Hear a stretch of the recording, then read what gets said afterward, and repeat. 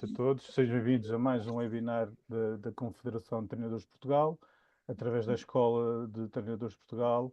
Eh, neste webinar, iremos abordar uma temática, como tem vindo sendo habitual, uma temática que foge um pouco ao que é debatido em muitas federações, e é isso que a Escola de Treinadores pretende, debater temas que venham ser fundamentais para todos os treinadores, principalmente sabemos que aqui estão a participar mais de 40 treinadores de 40, mais de 40 modalidades. Há modalidades dessas que algumas este tema é muito debatido, outras talvez menos, mas o nosso objetivo é preparar o treinador para todas as situações, e hoje esperamos uma conversa dinâmica em que vocês poderão participar. Esperemos que participem, coloquem questões. Iremos tentar ao máximo responder as questões que venham aqui. Não se pretende aqui um debate de uma só direção. Temos aqui um debate, uma conversa entre um treinador, um ex-atleta e um especialista do match fixing, apresentando as pessoas. Hoje temos o João Paulo Almeida, o atual diretor-geral do Comitê Olímpico de Portugal, é licenciado em Gestão de Desporto na FMH, é sociólogo e mestre em Políticas Públicas. Também tem um papel muito ativo em programas de combate a dopagem, match fixing e outras práticas que comprometem a ética dos valores olímpicos. É também é formador em diversas instituições educativas e autor de diversos artigos, especialista em política desportiva e coordenador de diversos projetos de colaboração internacional. Também temos connosco o Frederico Gil, foi o primeiro tenista português a atingir o top 100 do ATP, tendo atingido o excelente resultado, 62 posição do ranking mundial de singulares.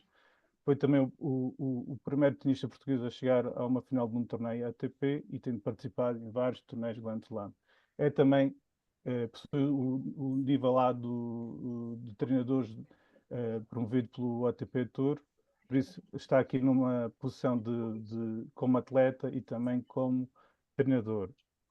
Só salientar que poderão colocar as questões, o chat está disponível para conversarem, para debaterem, mas as questões que devem ser colocadas aos formadores e que serão tidas em contas deverão ser colocadas nesta área, se há, para não misturar com o debate. Por isso, desejo a todos os participantes um excelente webinar, e vamos dar início, passando a palavra, vou deixar só aqui de partilhar.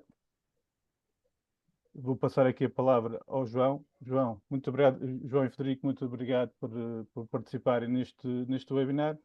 Para começarmos, e como especialista na matéria, eu ia-te pedir que falasses um bocadinho sobre o que é match fixing e também um bocadinho sobre o papel das organizações nacionais e internacionais sobre as políticas de regulamentação e de prevenção.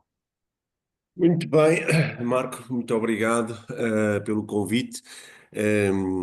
Cumprimentar também o Frederico, dizer-lhe que é um prazer sempre Igualmente. estar com atletas de referência, e o meu propósito aqui será precisamente este: dar ferramentas a todos os que estão online, pessoas do terreno, para perceberem esta realidade e, do ponto de vista muito prático, o que é que podem fazer para prevenir e para poderem trabalhar os seus atletas de forma a saberem resistir, reportar e recusar este tipo de ameaças, e como é que elas estão de alguma forma ou não estão tão longe de nós como possam parecer. E nesta medida, saudando também todos os presentes em casa, queria dar nota do seguinte: o match fixing, ou dito de uma forma mais nacional, a manipulação de competições desportivas, é um fenómeno que é quase tão antigo como as origens do próprio desporto. No fundo, a manipulação de competições é a adulteração daquilo que são as circunstâncias normais de uma competição desportiva para, em troco de uma vantagem que pode ou não ser patrimonial, adulterar um resultado. Pode ser o resultado final, mas pode ser o resultado no final do primeiro set. Estivemos a falar de ténis, de beisebol, de badminton, ténis de mesa, ou pode ser, por exemplo, quem irá marcar o primeiro lance livre, ou até coisas que não são diretamente desportivas, como a cor dos ténis de um atleta que entra em campo. E, portanto, a questão que se coloca, indo muito já ao terreno, é a seguinte: porquê que a manipulação de competições, sendo algo tão antigo como o próprio desporto, eu lembro que os Jogos Olímpicos da Antiguidade, de alguma forma colapsaram porque havia uma corrupção e uma fraude endémica. Os gregos até colocavam estátuas, que eles chamavam as denates, a pena que os atletas tinham por manipulação de competições na altura, eram umas estátuas que se punham nos corredores de acesso aos espaços desportivos, no fundo, para todos vissem que aquele atleta era um batuteiro. E, portanto, o que é que mudou desde então?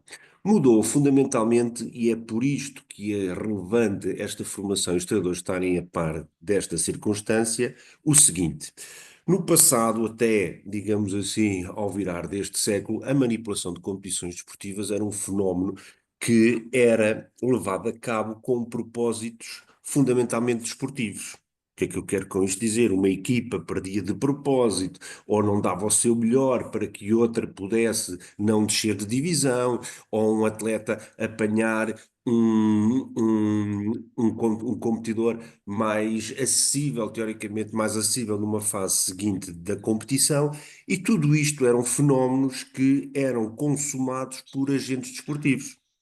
Os casos clássicos que nós conhecemos de manipulação de competições do passado são esses: árbitros, treinadores, atletas, dirigentes desportivos, e, portanto, era algo que gravitava apenas e só no mundo das organizações desportivas. E sobre isso, bem ou mal, não vou discutir agora, senão ficávamos aqui só num outro webinar, as organizações desportivas tinham poder sancionatório e poder disciplinar, porque os agentes desportivos, sejam eles quais forem, são filiados nessas organizações desportivas.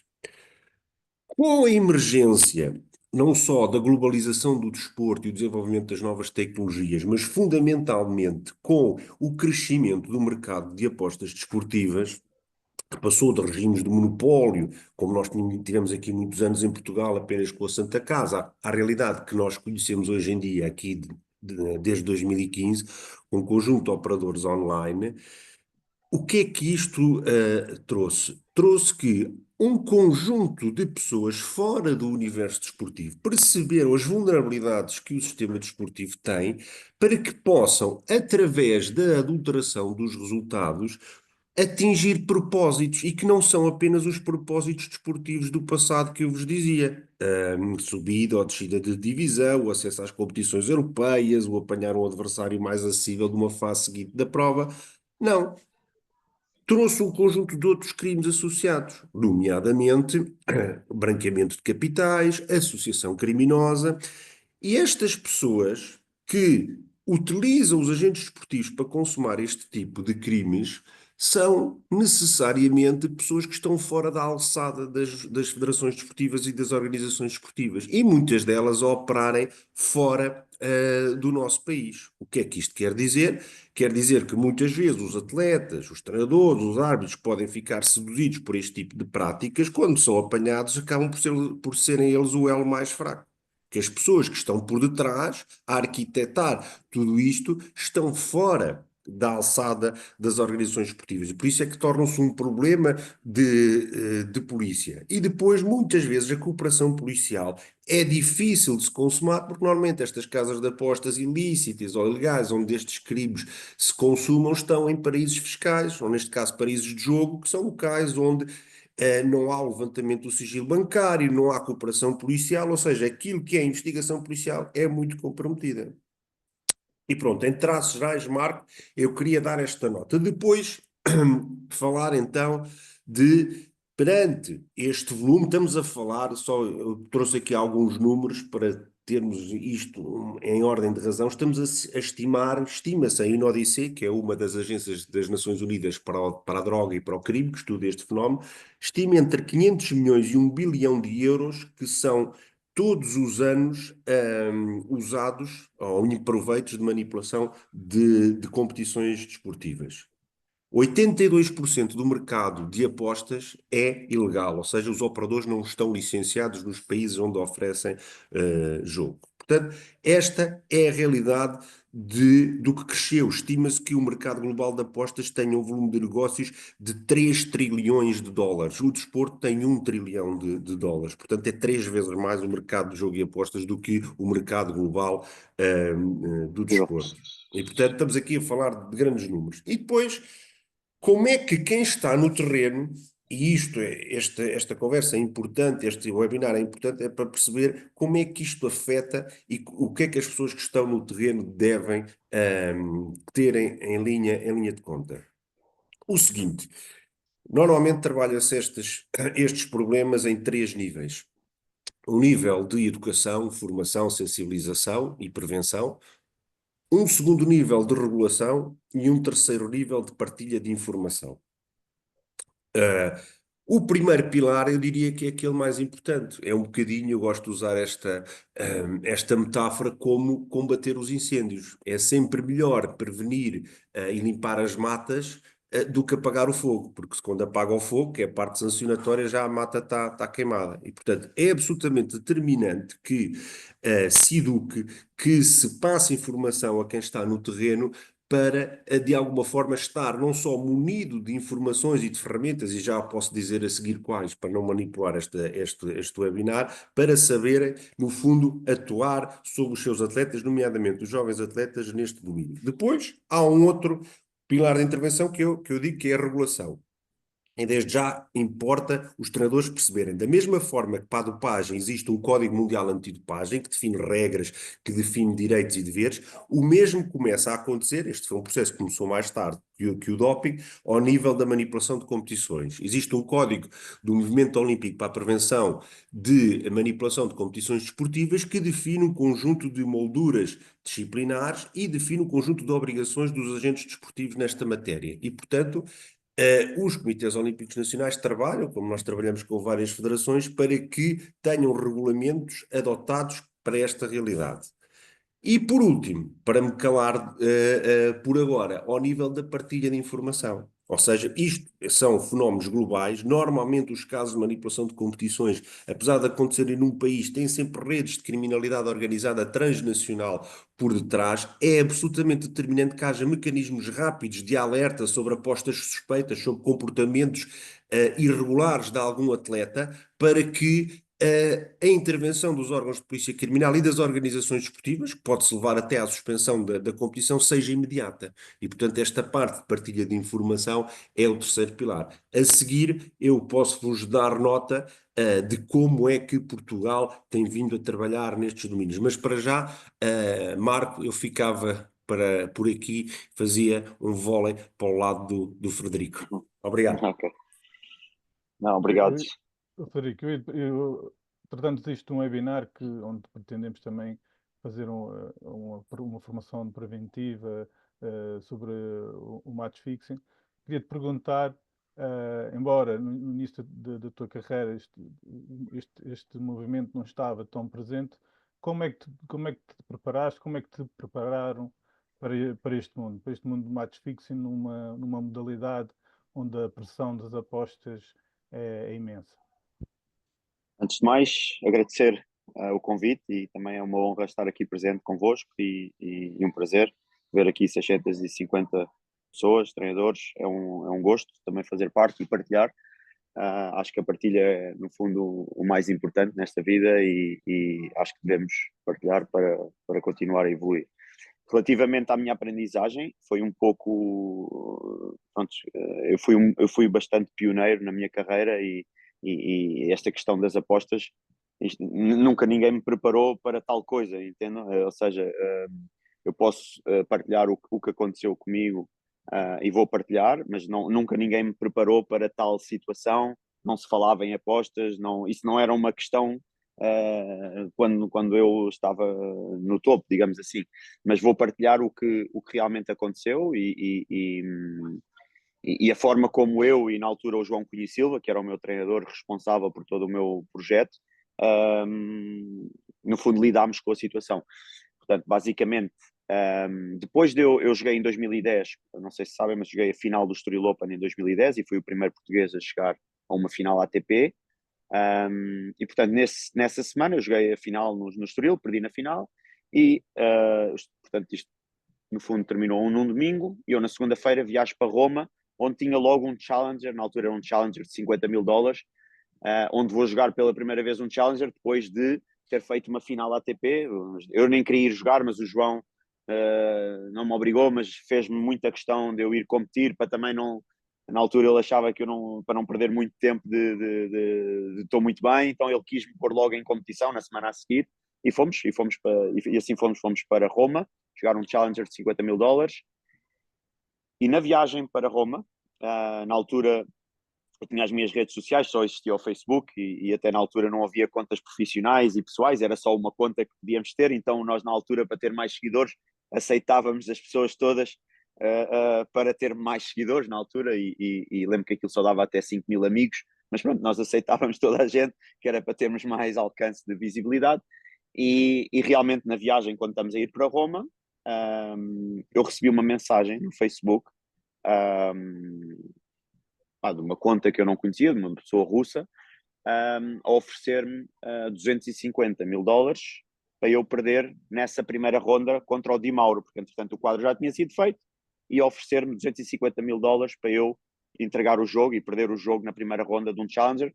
Só para terem noção, quem ganhasse esse Challenger ganhava tipo 5 mil dólares, e eles estavam, quem ganhasse, e eles estavam a oferecer 250 mil dólares para eu entregar o jogo e perder na primeira ronda. Portanto, eu lembro perfeitamente, estava com o João, ou no aeroporto ou no hotel, e mostrei ao João, recebemos esta mensagem, e o João, na altura, até disse: Frederico, não fazes nada, Frederico, não respondas, não faço nada.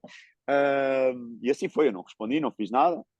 Preparámos o jogo, fui para o jogo, ganhei esse jogo, ganhei 6-4 na terceira, o Alésio Di Mauro, um jogo duríssimo, um jogo super duro, que eu ganhei a primeira ronda. Portanto, e no final do jogo, para perceberem, eu fui cumprimentar, normal, ganhei o match point, fui cumprimentar a rede, cumprimentei o Alésio, fui cumprimentar o árbitro, e quando vou para a minha cadeira, pôr as raquetes no saco, entra no campo o supervisor da prova, na altura o Carmelo Didio, com dois agentes, dois eram britânicos, dois agentes mesmo, de fato, de smoking, e entraram dentro do campo e vieram diretamente ter comigo, e o Carmelo disse: Frederico, se faz favor, quero que venhas ao referee's office, e eu fiquei, ok, tudo bem, não percebi porque é que me estavam a chamar para o referee's office, dois agentes, não consegui perceber, mas fui com eles, porque é o João, o que é que se passa? E o João, não, nada, vai, não sei o quê. Pronto, e assim fui para a sala do supervisor, e a primeira coisa que fizeram, eles sentaram numa cadeira, abriram um computador e disseram: Frederico, recebeste alguma mensagem? Recebeste alguma mensagem de alguma solicitação para perder o jogo, ou recebeste alguma mensagem que tenha a ver, não sei se o que é que eles disseram, mas receberam alguma mensagem ou recebeste alguma notificação nos últimos dias? E eu, sim, recebi. Se faz favor, então abre aqui onde é que recebeste essa mensagem? Eu disse: foi no Facebook. Eu tive que abrir no computador deles, na altura, a minha conta Facebook, e eles realmente viram que eu tinha lá a mensagem e viram que eu não respondi, e disseram-me logo: Frederico, não tens problema nenhum, ok? Simplesmente vais ter que assinar aqui estes papéis, de como recebeste esta mensagem, de como não, e disseram logo: não tenhas problema nenhum, estamos só a controlar, somos a agência, na altura não me lembro qual era o nome, TIU, Tennis Integrity Integrity Unit. Unit, exatamente. Não tenhas problema nenhum. Eu fiquei um bocado nervoso. Eu, não tenhas problema nenhum. Eu, ok, obrigado. Pronto, eu tive que assinar esse formulário e assim foi. Assinei. Eles tiraram lá uns copies lá do meu Facebook, viram as mensagens que não tinha respondido. E assim foi. E pronto, e deram-me o cartãozinho. Se voltar a acontecer, tu tens que reportar esta situação à Tennis Integrity Unit. E ok, sim senhora, não sabia, foi tudo novo para mim. Pronto, e assim foi. Isto para partilhar, portanto, isto foi a situação que aconteceu comigo. O que é que acontece? Este Alésio Di Mauro, passado um ano ou dois, foi suspenso da ATP. Ou seja, depois viemos a perceber, ele tinha uma rede de contacto por trás dele, em que cada vez que havia ali determinados jogos, eles contactavam no fundo, os adversários que ele ia jogar, pronto, E essa foi uma das situações que eu tive, mas, por exemplo, posso partilhar isto também, nunca, isto já tem a ver com a primeira questão que falaste dos valores, por exemplo, eu nunca sequer passou pela cabeça aceitar ou passar por uma situação dessa, quer dizer, então eu estou a minha carreira e a minha vida toda a lutar por chegar onde eu estou. Não há dinheiro que pague ou que me compre o sacrifício que eu fiz até aqui e não faz sentido, nem nunca fez sentido para mim isso. O que é que eu posso partilhar mais sobre isto? E lembro-me de uma outra situação no Brasil em que eu estou a jogar contra um adversário que era top 50, era o Boris Pachansky, amigo meu mesmo, amigo, e eu entro no jogo, pá, e começo a ganhar 4-0, mas tipo, pá, eu assim, este gajo está com um comportamento bué estranho, este gajo supostamente é melhor que eu e está tipo, bué estranho, não metia uma, tipo, bué estranho. E eu, ok, pá, vou ganhar fácil, não consegui perceber porquê, o que estava a acontecer. E ganhei o primeiro set, mas depois ele ganhou-me o jogo. E eu depois do jogo, epá, Boris, o que aconteceu no primeiro set, meu? O que foda-se, e o gajo, pá, Fred, eu vou partilhar contigo, mas pá, não consegui dormir, e o caralho, não atrás de mim, porque eu estou a jogar para entrar no Open da Austrália e já estão-me a dar mega ofertas para eu perder o primeiro set e que não sei o que mais, e eu, pá, estou a pensar naquela merda e não sei o quê, não consegui, não era? Eu, ok, pronto, agora já percebi que vai dar estranho, porque nem parecia estar. Mas pronto, isto para dizer, e depois tenho mais casos de amigos que eram amigos, mas acabei por me afastar um bocado deles, de espanhóis, que no fundo faziam muito situações que sabem que, eles depois contaram um bocado este Marco Fornel, que foi suspenso mesmo a carreira dele, eu cheguei a ganhar os torneios de pares com ele e tudo, eles faziam situações eles sabem que naquele momento, ou no segundo jogo do teu serviço, no terceiro ponto fazes uma dupla falta, ou seja, são coisas específicas de um ponto, que eles sabem que tem uma rede depois por trás, que vão carregar ali naquele momento, pronto, e eles, o que é que fazem? Ganham ali uma pipa de massa naquele, fazem aquele ponto ou dois, e fazem as suas vidas com essas brincadeiras, mas isso não, na minha opinião, isso não leva a lado nenhum, não tenho muito mais assim também a falar sobre esta situação, mas acho que não, em parte acho que não faz sentido, não sei. Mas é interessante no que tu focaste, nestes anos que tenho vindo a trabalhar, principalmente também com o João Paulo, percebe-se aqui várias situações. Primeiro, a circunstância de a primeira vez que tu recebeste essa mensagem, como o teu treinador próprio fez, pá, não soube reagir, ou seja, na altura não havia essa prevenção Não havia, ele só disse, é, não faças nada, não faças nada, não faças nada, pronto, e foi essa a mensagem, eu, claro que sim, não vou fazer, eu acho que eu vou estragar a minha carreira por causa de $250.000, não faz sequer sentido, sabes? Mas, sim, mas aqui muitas vezes debatemos é a questão de como uma simples mensagem pode interferir no atleta, mesmo no teu caso, mesmo que nunca pensaste nisso, só o fato de saberes que, e noutros casos, que também este tipo de apostas, e o João pode focar melhor isso, muitas vezes este tipo de mensagens faz com que os atletas fiquem nervosos, como tu explicaste o teu sim, próprio amigo, e pode sim, mas interferir no jogo. sim, sim, sem dúvida que interfere e que mexe com a pessoa, sobretudo então se estivermos a falar de carreiras e de pessoas que têm alguma dificuldade financeira, claramente que vão ponderar essa situação, mas acho que, se me perguntarem a minha opinião, acho que aqui os valores do atleta, os valores do treinador, o valor da família, os valores, pá, porque é que estamos a fazer isto? Pá, no meu caso, quer dizer, eu queria mesmo ser um dos melhores do mundo e consegui, nem sequer me passava pela cabeça aceitar que eu vou arriscar a minha reputação, a minha imagem, a minha carreira por um valor, não, isso nunca sequer fez parte do meu pensamento, mas consigo pôr-me numa situação em que um atleta não tem muito dinheiro, está aflito, está à rasca, pá, e ninguém sequer se apercebe, olha, deixa cá se calhar aceitar esta situação e arranca, não é? Agora, não sei. Ou seja, Eu, mas não. sentes que aqui também o fato do teu treinador estar atento a essa situação pode-te ajudar. Não, logo, cortou logo ali as vasas e não, nem sequer, isso nem é uma hipótese, ou seja, foi tão simples. Mas aí lá está, acho que a ética e os valores, como se falou aqui, são a primeira parte da decisão. venham com o que vierem, podem oferecer o que quiserem, não, isso nem sequer faz parte. Ou seja, acho que na minha visão não é por aí, não é? Acho que a Não, dedicação, o esforço, o empenho, acho que são os valores que devemos transmitir aos nossos atletas, aos nossos filhos, não é? A todos. Não, a integridade, não é? Acho que João, aqui é interessante falar. O Frederico disse que não recebeu nenhum tipo de formação ou preparação para este caso, mas os valores éticos que foram transmitidos pela família e pelos treinadores ajudaram a ultrapassar esta situação.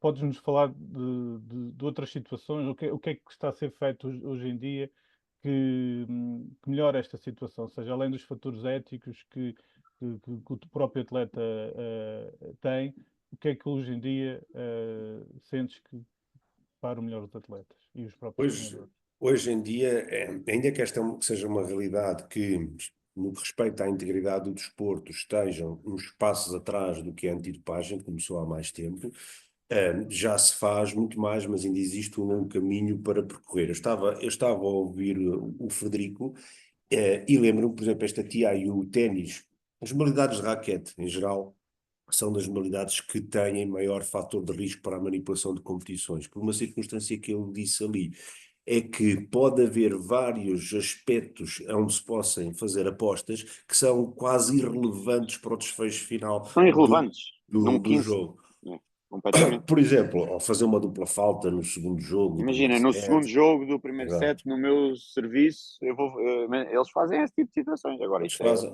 eles fazem esse tipo de situações e há uma coisa que o Frederico estava a dizer que é importante. Eu acompanhei o crescimento e a criação da TIU, que teve um português lá, que era o António de Freitas, que era agente da Metropolitan Police. E porquê que eles criaram o TIU? Por uma coisa que o Frederico dizia ali, que era, começou-se a achar estranho que o ténis é uma modalidade onde, creio que vocês sabem, nas primeiras rondas os cabeças de série jogam em tese com tenistas menos cotados. E começou a haver uma regularidade de resultados estranhos, conforme estava ali a dizer o Federico, em que o cabeça de série, num dos sets, Exato. descia claramente a sua performance, começava a falhar winners e bolas que eram relativamente fáceis para atletas daquele nível a fazerem. Mas depois tinha ténis suficiente para ir buscar os outros dois sets e Claro. passar para a ronda seguinte. E começou a haver aqui suspeitas, nomeadamente a atletas de leste. E um senhor que se chamava Francisco Riquibiti, que era o presidente da ITF, a Federação Internacional, depois até se juntou com os circuitos profissionais e investiu 14 milhões nesta área. Para quê? Para que aquilo que era a ignorância ou a falta de informação de como abordar estes fenómenos e como os reportar pudesse ser diminuída. Por exemplo, Exato. o ténis tem uma coisa que ainda é mais grave, que passou-se há uns tempos, que é o chamado court-siding, que é algo que nem tem a ver com os tenistas. São pessoas que estão mascaradas, Não. que têm Mascaradas dispositivos ou não. ou não, Porque basicamente basta estar na bancada com um telefone com acesso à internet rápido. Imagina, sim. só para dar este exemplo daquele delay, o delay, o que é que eles fazem? Eles apostam, vão ver os jogos em direto porque há um delayzinho entre o árbitro carregar no iPad e aparecer online. Entretanto, epá, quem souber ver ténis, tu consegues ali uns milissegundos antes Então e é aí que eles entram a deixa-me apostar. explicar como é que isto já evoluiu relativamente a isso. Ou seja, antigamente era assim, agora, dado que a TIU, que agora já mudou o nome para ETA, já tem um conjunto de pessoas, porque estas pessoas que fazem isso dedicam-se a andar no circuito Challengers e Futures e ATPs um pouco por todo o mundo. E então, como já os conhecem, essas pessoas já se disfarçam. Ou seja, já usam óculos de sol, pintam o cabelo, põem barba, já não se localizam na zona lateral do corte, porque onde as pessoas mexem mais a cabeça para seguir a bola, já se localizam nos topos. No Portugal Open, na última edição, foram apanhadas 14 destas pessoas. E essas, Yeah. e essas Incrível. pessoas fazem aquilo que o Frederico está a dizer, ou seja, o agente desportivo que corrompem é o árbitro adia por frações de segundo aquilo que é o digitar Yeah. no marcador do desfecho do ponto e essas pessoas que estão na Yeah. bancada com Tem tempo. têm tempo e apostam sabendo já o desfecho do ponto. Portanto, o que é que eu quero com isto dizer?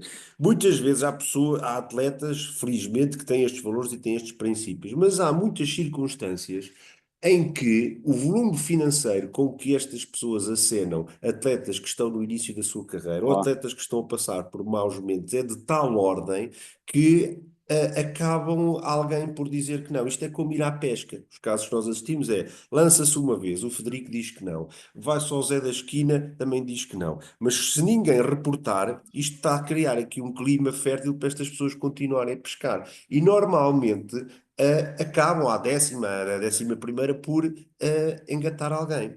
E o problema que os treinadores têm que perceber é o seguinte: normalmente esta é uma abordagem sempre simpática, ou seja, é através de um antigo atleta, de um treinador, de uma pessoa amiga.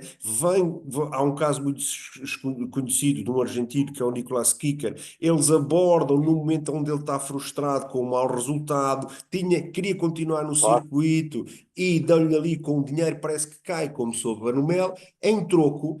Normalmente não é por falhar um smash no último ponto, ou falhar, vamos aqui para outra modalidade, ou falhar um penalti nos últimos segundos do jogo, ou algo desse género, ou fazer um frango, ou coisa assim. São coisas mínimas e às vezes até irrisórias. E que as pessoas às vezes entram na cabeça deles: bom, estão-me aqui a oferecer 100 mil, 200 mil, ou seja, o que for em troco disto, isto é tão irrelevante, por que não?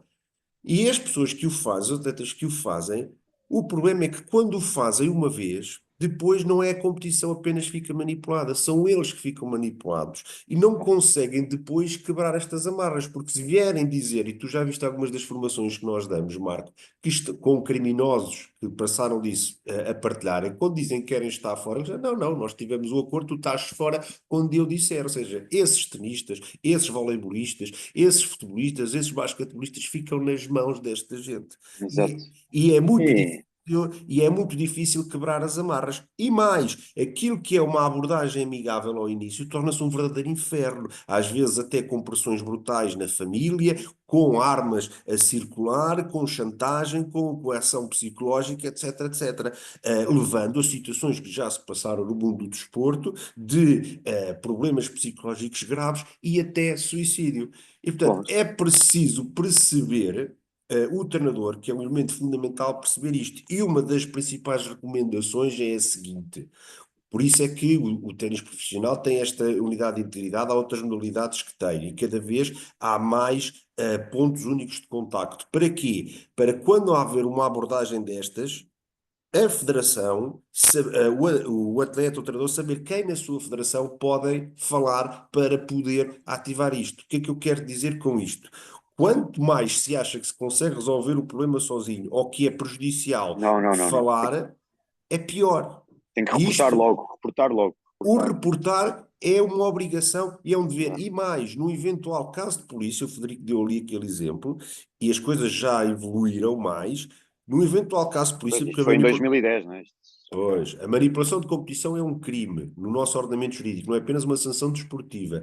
Alguém que saiba de uma situação destas e não reporte, pode ele próprio vir a ser condenado. Eu lembro sempre do António Conte, o treinador, eu não sei se agora está na Juventus, não sei, quando houve aquele famoso caso em Itália de manipulação de competições com a Juventus, que levou a Juventus à segunda divisão. Ele era treinador de uma pequena equipa, que acho que era o Siena, que esteve envolvido num dos esquemas de manipulação de competições. Ele não se envolveu diretamente, mas sabia que os seus atletas não o fizeram, não reportou o caso. Quando as investigações policiais ocorreram, ele próprio também levou uma suspensão. Portanto, as três ferramentas que são fundamentais é reconhecer a ameaça e a dimensão deste fenómeno. Já não é apenas e só perder para que o outro não deixe de divisão. Está aqui interesses em jogo muito maior e com muito mais Muito, não. dinheiro.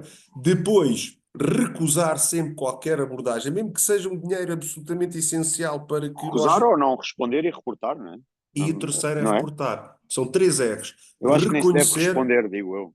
Eu acho que Não se deve deve... reconhecer, recusar e reportar. Isto é, no fundo, estes 3 R's são absolutamente Exato. essenciais para quem está no terreno. E depois queria só concluir da nota do seguinte: isto é muito, muito importante para quem está a ouvir do lado de lá, que são coisas que se passam nesta nossa geração.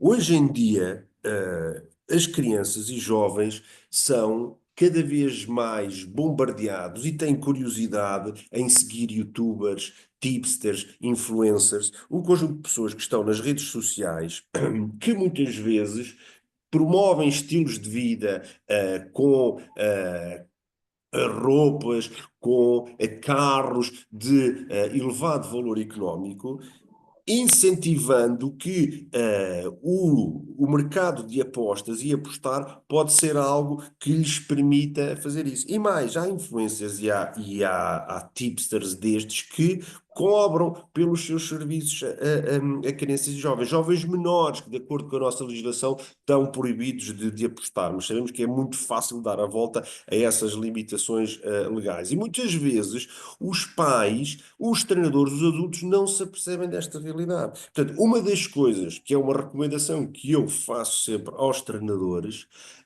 desde logo é estarem atentos, é perceber este tipo de comportamentos e mais, há modalidades que já o fazem, há clubes locais que já o fazem. Durante o momento da competição são proibidos telemóveis.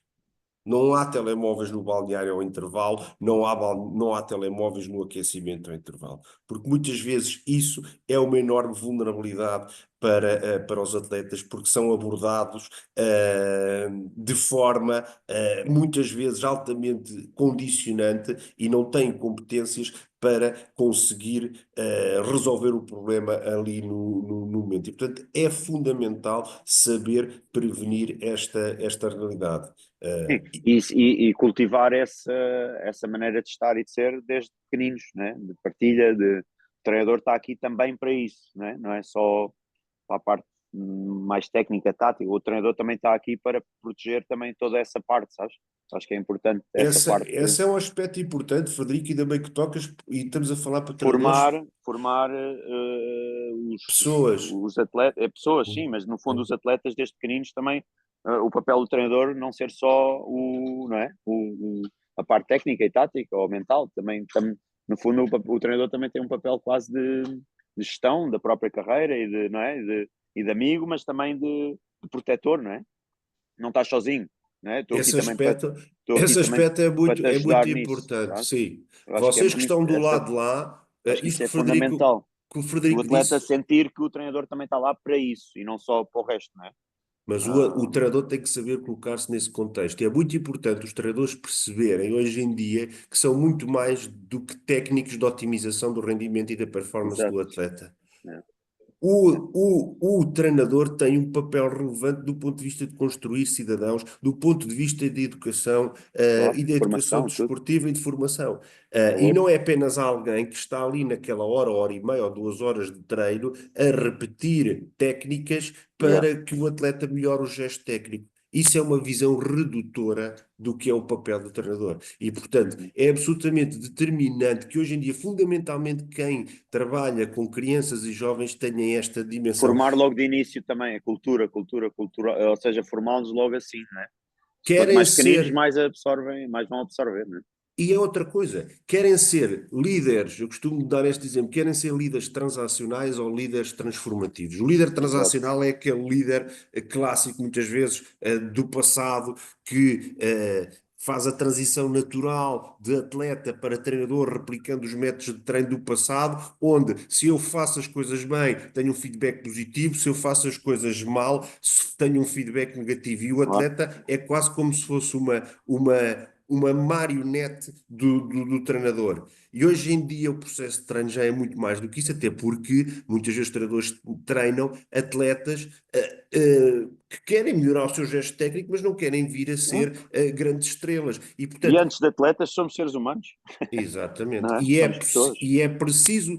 O líder transacional, o que faz é dar ferramentas ao seu atleta para que o atleta ele próprio consiga analisar o que é que está a fazer, o que é que está mal e em conjunto. E sentir-se Isto é apoiado. muito importante. Em conjunto com o treinador, sentir-se apoiado e conseguir resolver e melhorar Isso aquilo que terem são uma as suas equipa. Yeah, competências. é isso. E isto É isso. faz toda a diferença entre, desculpem uma expressão, e não quero ofender aqui ninguém que venha das Forças Armadas, entre ser um soldado que está ali ao comando de um general e alguém que faz parte de uma equipa. Mesmo numa modalidade individual, o treino é sempre coletivo, há sempre grupos de treino. E isso é fundamental, empoderar o atleta, com certeza respeitando uma relação de hierarquia, mas Claro.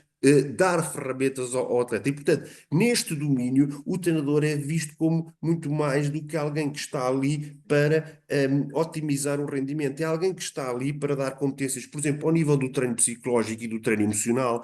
Como disse ali o Frederico, há uns tempos o João Sousa, antes de abandonar a carreira, publicou nas redes sociais um conjunto brutal de posts, que ele era diariamente bombardeado por gente ligada ao mercado de apostas, ele era preso por ter cão e por não ter. Se perdia contra um adversário menos cotado, estava comprado. E a quantidade de mensagens também, que não é só sobre as apostas, mas de malta que perdeu apostas e que te bombardeiam com, pá, que xenofobia, tipo mensagens ridículas que os atletas recebem. Eu cheguei a receber, mas o João mostrou muitas delas. Pá, coisas absurdas, obviamente, que um gajo depois já nem lê, nem liga nenhuma, mas tens que levar com aquilo e isso não, pá, não é bom. Não, não... E é Acho que é, preciso ter é fundamental aqui o papel que vocês estavam aqui a dizer. Ou seja, o treinador aqui E eu acho que o é treinador tem uma que ser um pessoa. moderador, uma pessoa, pá, eu estou aqui para isso também, não é? Não, não é Porque, só para porque modalidades como a vossa, que vocês passam, viajam muito, estão muito tempo praticamente juntos. só com o treinador e juntos, além da pessoa que é o formador, é aquela pessoa que vos orienta, não é? E é fundamental haver essa ligação e não haver uma perca de confiança também. Porque, como o João relatou aqui, é prejudicial não só aqui, e também gostaria de saber a opinião do Frederico, porque isto aqui não estamos só a falar das apostas da parte de quem tenta subornar ou desviar o atleta. Também temos esta parte da questão da questão mental, não é? Ou seja, este facto de haver esta tentativa de adulterar o atleta mexe, ou seja, o atleta pode estar bem moldado, com as ideias bem definidas, mas é difícil conseguir, e principalmente em momentos mais fracos, momentos mais cruciais, estar preparado para conseguir, além de estar preparado fisicamente, estar preparado para o jogo, ainda ter que estar preparado para situações de. Porque o que eu senti da tua parte é isto é um momento sempre de stress, ou seja, recebes uma proposta, há aqui um stress que é criado o atleta, não é? Ah, Mesmo é uma situação que tu vais denunciar, mas que para o jogo, tu entras no jogo com mais alertas do que já sim, sim. mais necessitavas e vais para o jogo, ou seja, e vejo isto como é um fator muito crucial para o treinador preparar o atleta, E, não só para estar preparado para isto, mas também estar preparado para a parte negativa, além das apostas, de e tentar subornar, também a questão da parte negativa do não cumpriste com o que a gente queria, agora vais sofrer represálias. Tu tens não, alguma deixa-me só. situação desta? Sim, não, e não é só isso, deixa-me só dizer isto, que é, muitas vezes, e já foi dito aqui, esse tipo de solicitações são feitas numa fase menos boa da carreira do atleta, em que muitas vezes o atleta rompeu com o treinador, ou é namorado, tem relações emocionais fortes, o atleta está numa fase muito difícil e depois ainda leva com essa parte toda. Pá, e muitas vezes, eu sei por experiência, o atleta está sozinho, não é? Nem todos os atletas têm treinadores e amigos e pessoas que estão mesmo do lado deles. Ou seja, o atleta, muitas vezes, acredito que muitos deles recebem essas solicitações numa fase mesmo mais desesperante da vida, da carreira, de problemas emocionais que possam estar a passar, não é? E ainda fica um bocadinho, se calhar, mais forte ou apetecível, se calhar, aceitar esse tipo de situações. Pronto, mas acho que lá está, mais uma vez, acho que, epá, na minha perspectiva, um verdadeiro atleta e uma boa equipa, epá, não, pá, protegem, nem sequer isso nem pode entrar. Há ali quase um shield, uma proteção, epá, que isso nem sequer faz parte aqui dos valores da casa, não é? E acho que é isso que devemos formar, acho que é isso que devemos incutir e é isto que devemos trabalhar, na minha opinião. O que é que ias dizer para eu partilhar? Eu perdi-me, queria só Ah, reforçar esta parte. não, isso foi importante, porque salientaste aqui a questão dos atletas quando estão nas fases mais negativas, não é? E É mais, muitas vezes é sem mais fácil. treinadores ou sem apoio, não é? Numa fase mais débil ainda levam com uma. Pá, pronto.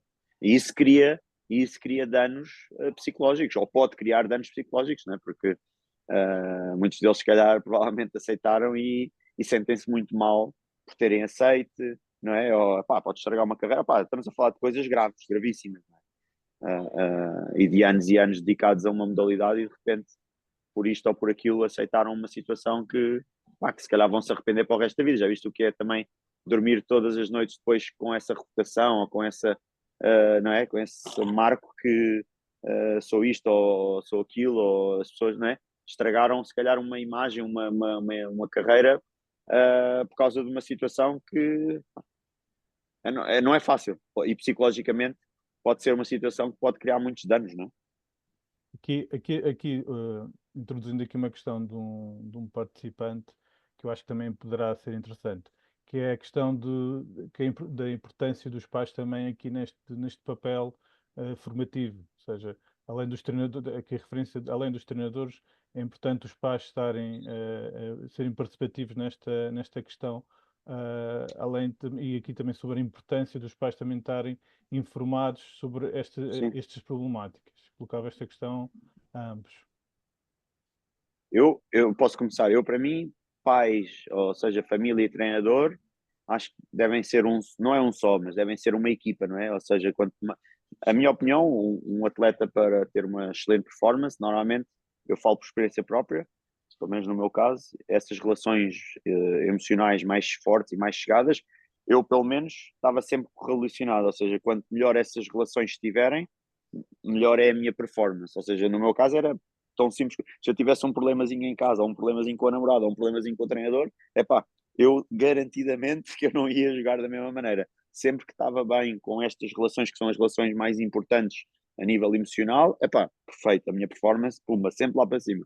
Ou seja, eu acho que é fundamental, lá está, também incutir isso no atleta. eh, e nós como pais, né, eu vejo, acho que é importante também formarmos os nossos filhos um bocadinho com esses valores e acho que a comunicação, aqui é a comunicação, a partilha, e os pais acabam por ter, na minha opinião, um papel muito fundamental, mas também aqui um bocadinho entre nós, muitas vezes muito errado. Eu vejo muitos pais a educar ou com pouca cultura de desporto, com pouca cultura de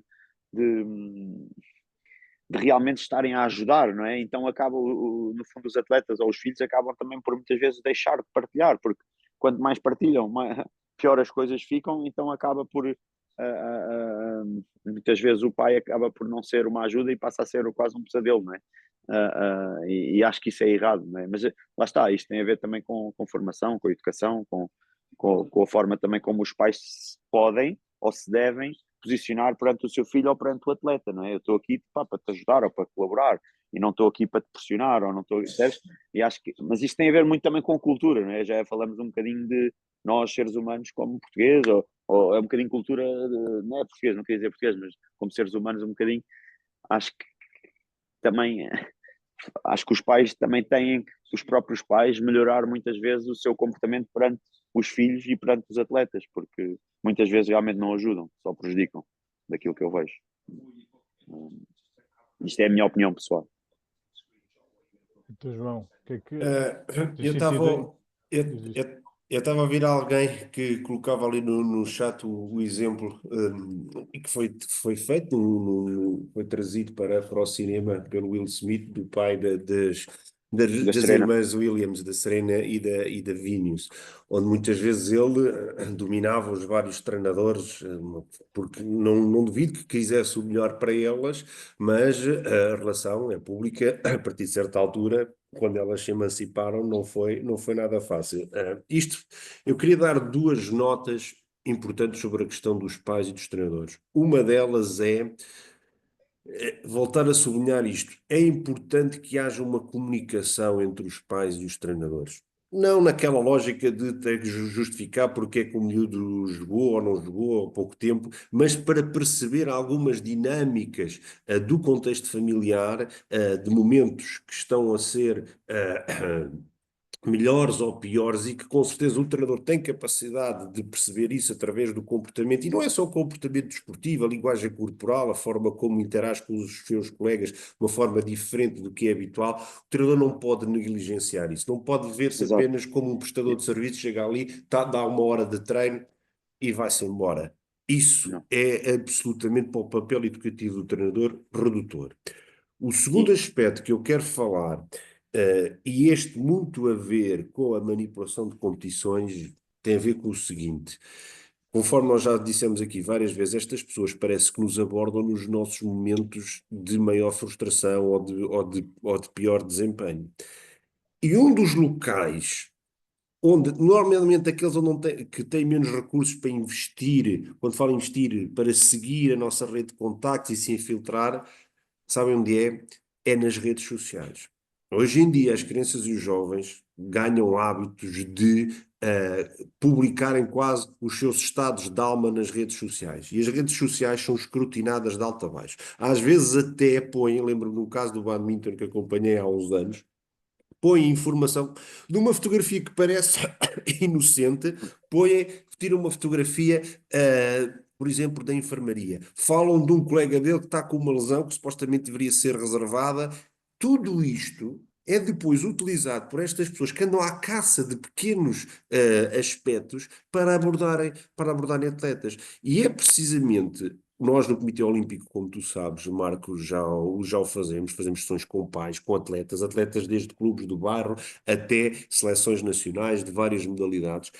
É absolutamente determinante que os pais tenham atenção a isto, percebam isto, e como o Frederico estava a dizer, tenham também a capacidade de manter uma relação aberta com eles, que não seja claro, meramente punitiva e sancionatória, e possam também pedir ajuda ao treinador. Isto tem de trabalhar a equipa. A equipa não é só o treinador-atleta, é muito mais do que isto, é treinador, muito mais. atleta, dirigente, e criar aqui uma rede, como dizia o Frederico, um escudo, um shield, que não só os proteja face a estas ameaças, mas mais do que isso, que lhes dê ferramentas sobre o que devem e não devem fazer. E, Por e, exemplo, uma das coisas, só para concluir, já passo a palavra ao Frederico, uma das coisas que é agora, por exemplo, uma das maiores ameaças ao desporto, vimos isso aí no documentário no Atleta, e eu não quero divergir para um tema que não é o tema 2, mas que é uma ameaça à integridade, são as questões de assédio e de abuso. E muitas vezes essas circunstâncias, os predadores, já não falo só sexuais, mas de outros que querem fazer violência verbal, utilizam aquilo que são estados de alma que os atletas por vezes despejam nas redes sociais para encontrar ali canais para explorar. E isso não devia acontecer. O que é privado, deve ser resolvido na família, no clube, e não deve ser exposto para fora, com o risco que isso ainda comporta para agravar mais esta bom, situação. bom. Eu só queria reforçar esta situação que eu acho que aí, mais uma vez, o papel do treinador acho que é fundamental. Ou seja, acho que o papel do treinador deve ser o engagement dos pais, ou seja, o fazer com que muitas vezes o atleta tenha melhor performance, muitas vezes tem a ver com questões emocionais, ou com os pais, ou com o namorado, normalmente é sempre questões básicas e muito simples, mas emocionais. E o atleta, eu acho que o treinador tem que ter a capacidade de entender que muitas vezes, pá, a performance ou um erro técnico muitas vezes não tem a ver com aquilo, tem a ver com outras situações que estão a influenciar o atleta, que aquilo corresponde ali, mas o problema não está ali, está noutro sítio, e normalmente são sempre questões emocionais. E acho que o papel do treinador deve ser também criar esse espírito de equipa e de triângulo entre ele, o atleta, a família, e neste caso a mulher ou os filhos, né? Tem que se criar ali uma rede que no fundo o atleta, sobretudo o atleta, sinta que somos, ou que somos todos uma equipa e que estamos a caminhar para aí, e que no fundo o treinador é aqui quase o amigo ou que está a trabalhar ou que está a fazer esse papel pronto, para me fazer sentir melhor, para eu ter uma melhor performance, né? Eu acho que isto é fundamental. O treinador ter essa consciência de, mais uma vez, não é só a técnica, a tática, a parte física, a mental, existe aqui também toda a parte emocional, familiar e que influencia a performance do atleta. E que pode ser um trabalho nosso, muitas vezes, se calhar, até dá menos trabalho do que estar ali a insistir em mais um balde ou cestos, coisas que não tem nada a ver com aquilo, tem a ver com um problema com o pai ou com a mãe, eles precisam de conversar e de partilhar, e isso resolve tudo aquilo que tu estás a querer resolver. Ah, ah, mas pronto, é preciso também ter assim, pronto, esse conhecimento e essa, no fundo, um bocadinho essa também inteligência emocional para conseguir perceber esses enquadramentos, não é? João, por muitas vezes estamos a falar aqui de situações muito diretas, muito claras, mas sabemos que há muitas coisas, vamos chamar de zonas cinzentas, em que existem abordagens que o próprio atleta pode achar que não está a fazer nada de mal, que é apenas está a receber um par de ténis para jogar e sem querer está a entrar em algo não devia de o fazer e não se recorreu a nenhum tipo de ajuda porque não se apercebeu do que é que estava a acontecer. Também isto pode acontecer, estas zonas cinzentas em que não se percebe diretamente, mesmo um atleta moldado, bem informado.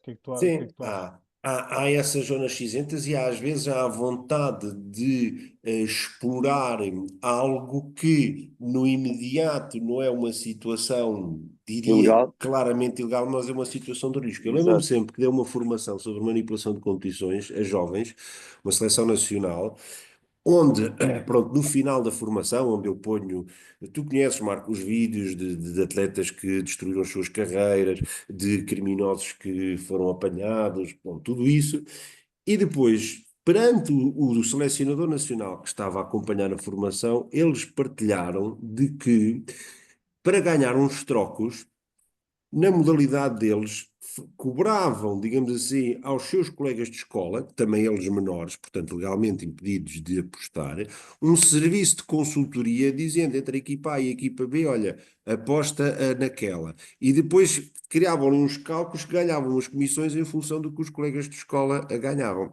Ora, isto são situações onde, talvez querendo aproveitar uma janela de oportunidade, torna depois este tipo de atletas mais vulneráveis a outro tipo de abordagens.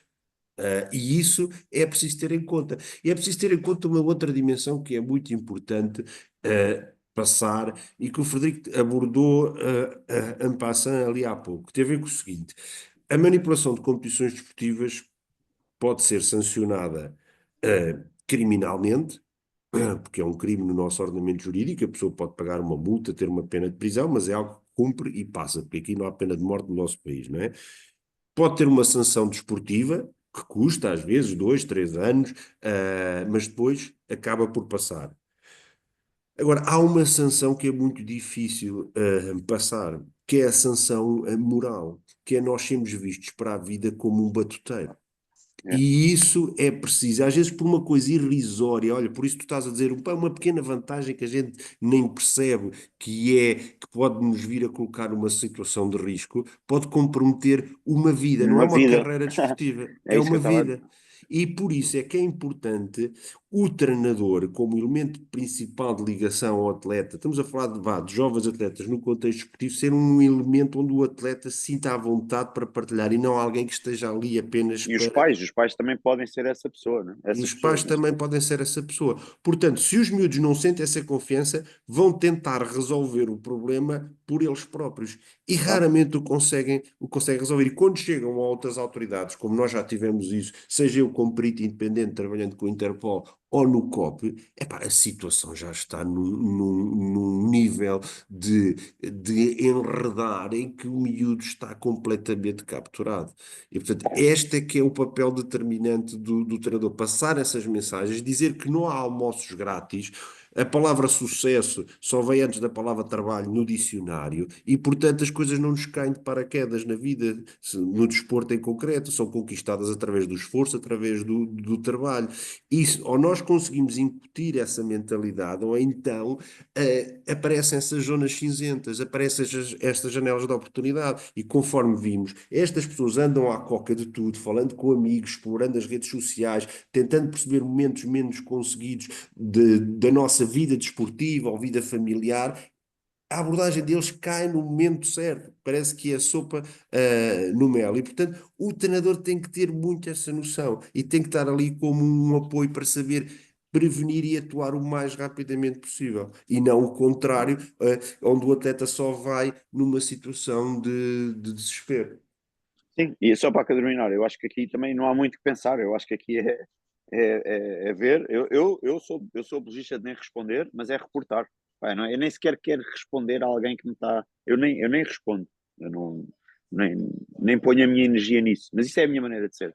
É reportar logo. Sim. Reportar é fundamental, porque se estas Yeah. pessoas insistem e veem que não há, que ninguém reporta, ou por exemplo veem que a modalidade não trabalha como estamos a fazer agora, a formação, a prevenção e a sensibilização, e vê que isto não é um problema, e nós muitas vezes ouvimos dirigentes a dizerem que têm 30 anos de experiência e que não estamos a ensinar nada, só que têm um ano de experiência repetido 30 vezes, porque a realidade do que é o desporto hoje é diferente do que de quando eles começaram há 30 anos, e vivem em negação para este tipo de problemas. E o viver em negação, Marco, eu digo, é aquele tipo de argumento de dizer, a minha modalidade é pequena, não movimenta grande dinheiro, ou isto são escalões jovens onde é proibido haver apostas, onde eu vos disse que 82% do mercado global é ilegal, ou seja, até oferecem Mas, apostas sobre jogos fantasmas, jogos entre atletas ou equipas que não está no calendário oficial das federações, jogos até sobre o chinquilho em feitos de espada à cinta, perdoem-me a expressão. E, portanto, as pessoas ou abrem os olhos ou então querem continuar em negação para este tipo de problemas. E se estão em negação, estão a criar maiores vulnerabilidades àqueles que têm que proteger. A obrigação exato, do dever de custódia é das organizações esportivas, é dos dirigentes, é dos treinadores, nomeadamente quando estamos a falar de menores. E, portanto, o alerta que eu deixo aqui às pessoas é que deixem de viver em negação, deixem de minimizar os problemas, de viver com a cabeça debaixo da areia e empurrar para debaixo do tapete. O Frederico deu aqui exemplos da realidade dele já há 10, 15 anos atrás. Agora imaginem como é que isto é agora com a evolução que exato. teve o mercado. E, portanto, o apelo que eu deixo aqui é, por favor, deixem de viver em negação, deixem de pensar que isto não é um problema que se passa nas vossas modalidades, passa-se, houve situações de manipulação de competições em todas as modalidades do programa Yeah, olímpico, do handball, do ciclismo, no basquete, no judo, na luta, no badminton, onde quer que seja. yeah. Aqui Eu acho que até foi relatado por alguns participantes que até em torneios de certas modalidades, torneios amadores, de escolas de formação, que surgiram esses problemas, que surgiram pessoas que estiveram lá presentes para esta questão das apostas ilegais. E aproveitava isto para perguntar ao Federico. eh, tu és uma referência na modalidade. Tu tens, há pessoas a irem contigo, jovens praticantes ou treinadores, vão ter contigo também a falar sobre esta questão, ou por norma é um assunto mais tabu? Não, eu não sei, eu também assim, eu agora os últimos 2, 3 anos também foquei-me muito mais aqui no negócio em Portugal e tudo mais, e tá, acho que eu estou a correr bem, eu afastei-me um pouco assim da competição a alto nível para montar o meu próprio projeto, mas daquilo que me apercebo, acho que hoje em dia há muito mais conhecimento e é tudo muito mais digitalizado, ou seja, simplesmente os reportes e tudo aquilo que me apercebo é tudo muito online e através das apps dos próprios circuitos. Pronto, e as coisas estão mais, no fundo, um bocadinho mais rápidas e mais fáceis e mais entendíveis. Acho é que nos cabe a nós, como atletas, treinadores, pais ou dirigentes, formarmos-nos e entendermos mesmo ok, como é que funciona o processo de report, o que é que eu preciso de fazer caso isto aconteça. Acho que o nosso foco tem que estar muito mais aí do que em conversar sobre isto ou aquilo. Acho que pá, devemos nos formar no sentido da integridade, não é? Eu acho que isso é que é um verdadeiro treinador e é um verdadeiro dirigente. E perceber, ok, estar aberto a ouvir casos e tal, mas focar no, ok, se isso acontecer, o que é que eu vou fazer? É isto, pronto, ponto, não é preciso. na minha opinião, saber muito mais. Mas respondendo assim à pergunta, não tenho tido, não estou assim tão por dentro neste momento no circuito, mas com certeza que há muitos, deverão haver muitos casos, né, de solicitações.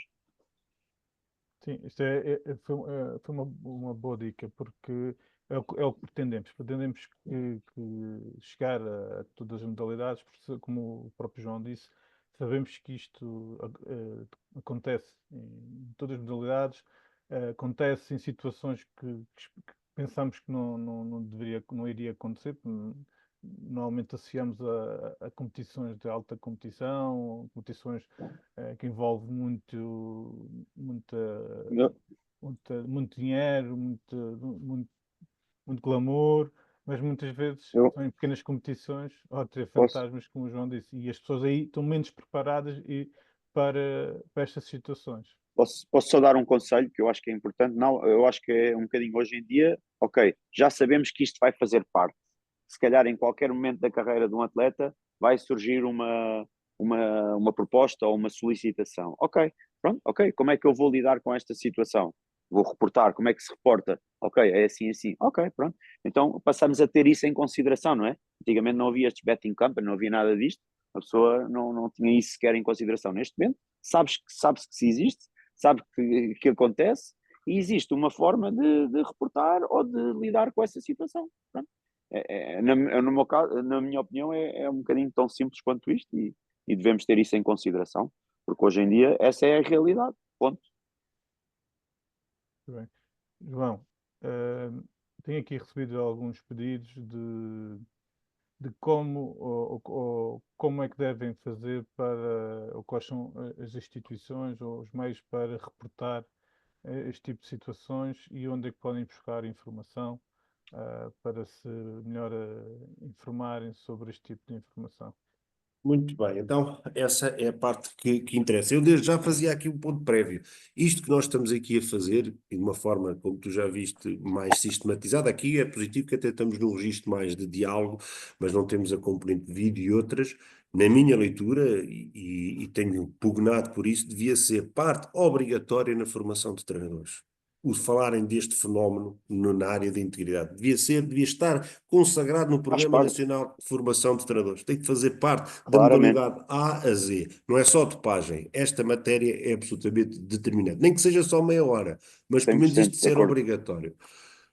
Segundo aspecto, e mais importante, a manipulação de competições desportivas enquanto crime não é muito diferente de outros onde aí o receio de reporte ainda é maior, como por exemplo a violência doméstica ou como por exemplo o assédio, onde há um grande receio por exposição pública das pessoas o fazerem. Por isso é que eu digo o seguinte, e já vamos aos meios oficiais. A primeira pessoa, nos diversos casos que eu tenho acompanhado, que o atleta vai reportar é o treinador. Não vai a uma linha de denúncia da PJ, nem ao Claro, Comitê Olímpico de Portugal. é a É, pessoa que é, está mais chegada é a pessoa que ali. ele confia mais. Claro. É aí que ele vai. E muitas vezes vai a dizendo assim: eu preciso de ajuda, mas eu não me quero expor, eu não quero reportar. Ou então ainda te dizem uma coisa mais difícil e desafiante para o treinador: é, eu sei que na nossa modalidade houve um caso semelhante onde o atleta reportou, a federação teve a assobiar para o lado, não lhe aconteceu a ele nada, deixou de ser convocado para a seleção nacional e os outros que tiveram envolvidos no processo e que mantiveram o bico calado continuaram. Portanto, eu não estou E, aqui, eu quero dar aqui, não estou aqui a traçar um cenário cor-de-rosa, estou a dizer um pouco aquilo que é a realidade. E, portanto, este é o primeiro aspecto. Depois, com e eu, certeza, diz Federico, não, desculpa. João, só para dizer isto no bom sentido, que é o atleta às vezes, porra, recebeste, e agora o que é que eu faço? Ou até fico um bocado envergonhado porque é que eu estou a, né? A pessoa às vezes até pode ter dificuldade em lidar um bocado com isso e perceber. Eu acho que é mesmo formal, epá, isto pode acontecer, ok? Se acontecer, pá, tu vais fazer isto, isto, isto, ok? Eu estou contigo, vamos reportar, estas são as normas, é provável que vá acontecer, aconteceu, ok, então vamos fazer isto. Preparar, eu 100% de acordo que acho que deve ser parte da formação e o próprio atleta também perceber que isso a qualquer momento pode acontecer e pode ser sujeito a uma situação dessas. Pronto, ponto. Pronto. Depois, o Comitê Olímpico de Portugal tem uma área de integridade. seja no nosso site, está lá no lado direito, clicando na integridade, estão lá conteúdos formativos, conteúdos pedagógicos, está lá a regulamentação, está lá um conjunto de instrumentos para, seja quem está no terreno poder ficar dotado de mais conhecimento, seja para quem trabalha nos bastidores poder adotar os seus regulamentos de acordo com o que a lei determina. Mas também tem uma linha de denúncia que está ligada ao Comitê Olímpico Internacional. Para quê?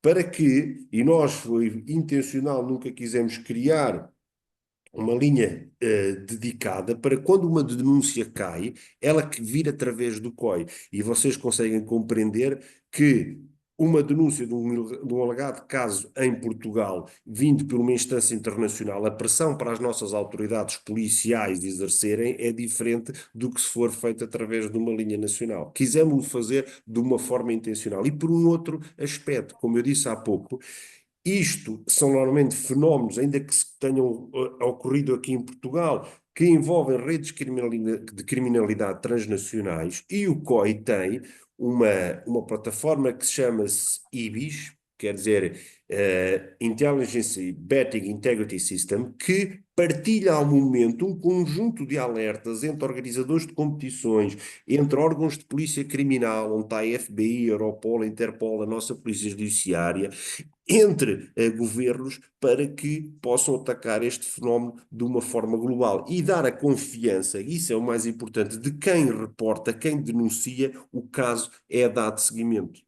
E por último, não menos importante, da mesma forma que no doping já existia há muito tempo uma convenção internacional que deu origem ao Código Mundial Antidopagem, na manipulação de competições existe uma convenção vinculativa do Conselho da Europa, designada Convenção do Conselho da Europa para a Prevenção da Manipulação de Competições Esportivas, também conhecida como Convenção de Macolan, onde, cidade suíça, onde foi assinado isto, onde Portugal já ratificou, está em vigor desde 2019 e que determina que os Estados tenham que implementar um conjunto de medidas para atacar este fenómeno. E uma delas é a criação de uma plataforma nacional, que já existe em Portugal desde o ano passado. E a plataforma nacional não é mais do que uma estrutura onde operadores de jogo, onde o regulador do mercado de jogo em Portugal, que é o SERIJ, a Polícia Judiciária, o Ministério Público, o Comitê Olímpico de Portugal e outras entidades têm assento e participam e partilham informação. Porque isto só se consegue depois abordar criminalmente e investigar estes casos se este tipo de setores estiver interligado e cooperar e coordenar a informação. É muito mais complexo que o doping, porque o doping ainda é uma realidade quase exclusiva do desporto. Pode-se dizer que, em alguns casos, tem as indústrias farmacêuticas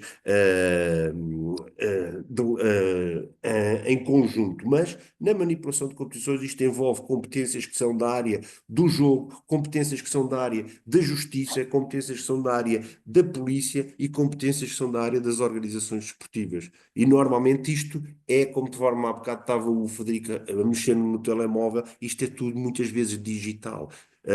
E recolher evidências para criar um caso e investigá-lo é muito complicado. Os fenómenos de corrupção são difíceis de sancionar, não é só porque pode haver falta de vontade de quem tem competências de investigação, é porque a recolha de prova é efetivamente difícil. É difícil dizer que o dinheiro entrou ali, passou para ali, que a pessoa aceitou aquele dinheiro em troca de fazer um determinado tipo de ilegalidade no terreno de competição. E, portanto, o reportar exige que haja uma estrutura por detrás de coordenação e de ação rápida para que aquilo que seja o reporte tenha consequências. E isto é o que eu quero dizer aos treinadores. Por favor, visitem a área de integridade do Comitê Olímpico de Portugal, onde tem essa informação, e mais, o Comitê Olímpico de Portugal disponibiliza em todo o território, de forma gratuita, sem qualquer encargo, formação, seja presencial, seja online, sobre estas matérias, para saber o que é que tem que fazer. Seja formação a atores desportivos que estão no terreno, seja também auxiliando as federações a atualizar os seus regulamentos para estarem em conformidade com esta convenção e terem medidas disciplinares para os poderem sancionar. E mais, já o fez com várias instâncias disciplinares de federações desportivas nacionais, com a Polícia Judiciária e com a Interpol, que é como é que devem fazer e construir um caso de investigação disciplinar desportiva em matéria de manipulação de competições, que normalmente as comissões de disciplina o que é que tratam? De violência, reportam casos de dopagem à autoridade antidopagem, a manipulação de competições ainda são casos pouco conhecidos e pouco experienciados pelas pessoas que têm responsabilidades disciplinares nas federações. Portanto, há todo este trabalho por fazer, mas que tem vindo a ser feito e as pessoas já começam a estar capacitadas neste domínio, para fundamentalmente isto, garantir que quando haja um reporte, as pessoas que têm competência depois de dar seguimento a eles não fiquem, digamos assim, a assobiar para o lado e não haja consequências. Obrigado, João. Frederico, agora estamos agora na parte final. Resumindo aqui as tuas palavras, foco na formação do atleta, a importância do treinador nesta moldagem do atleta para poder se proteger desta problemática, correto? Correto, 100%. Acho que atleta, treinador e família devem ser uma equipa também para proteger, no fundo, o atleta ou a pessoa que está a ser eliciada, não é? Ou seja, pronto, basicamente é isso.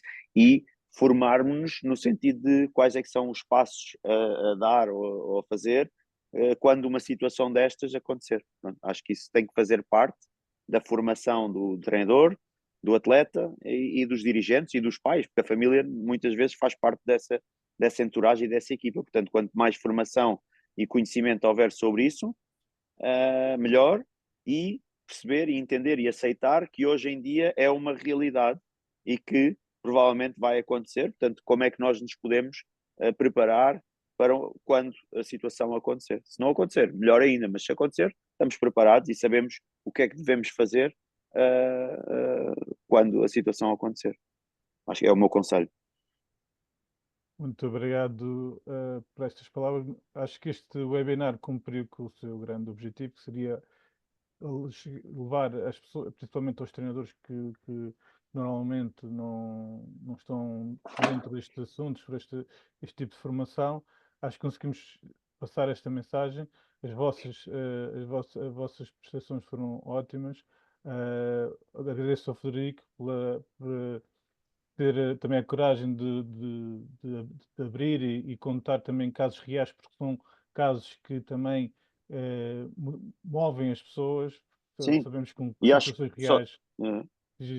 não só dizer isto, acho que o atleta também não ter vergonha de mandar uma mensagem para eu perder hoje em dia, então na altura, é normal, pronto, acontece, não é? E acho que devemos mesmo formar os atletas que, ok, se isto acontecer, é para fazer isto, isto, isto, pronto, ok. É importante essa mensagem na primeira pessoa para conseguirmos atingir e dar a entender desta problemática. João, também muito obrigado pela tua informação, sempre sendo uma pessoa especialista nesta matéria nacional e também a nível internacional. Agradeço todo o teu apoio, a tua ajuda espero, e também quero informar a todos os participantes que se pretenderem mais informação, estejam à vontade, entrem em contacto por e-mail, que estaremos à vontade para reencaminhar ou enviar toda a informação necessária. Agradeço a todos os participantes e desejo a todos uma boa noite e uma continuação de uma Muito boa obrigado semana. também, igualmente. Muito Também foi um obrigado a prazer, todos. obrigado. Muito Um obrigado, prazer. João. Prazer Obrigado, também. Frederico. Tudo Obrigado, bom? João. Tudo bom, tudo bom. Um abraço, Obrigado. Marco. Tudo bom, obrigado. Obrigado. Obrigado, desde Obrigado. boa noite. Boa noite.